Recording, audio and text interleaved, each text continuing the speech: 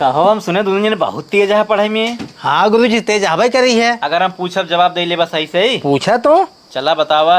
एक तालाब रहा, उनमें के खम्भा लग रहा, खम्भों पे के मुर्गा बैठे रहा, वो दू ठंडा देश अंडा कहाँ गया? गुरुजी हमें बेवकूफ समझता है, मुर्गा अंडा देवे ही नहीं करत। यार सही में पढ़ा लिखा है।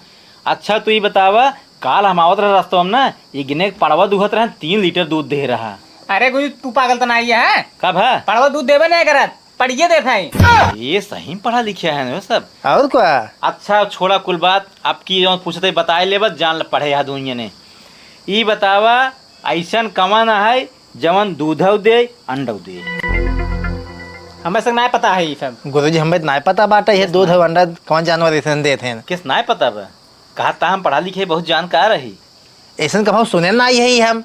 का सुनबा तो ऐसे पता ही ना हम बतावत ही। बताओ तो है। दुकानदार अंडा दूध दोनों बेचत है, जग मांग देख ला।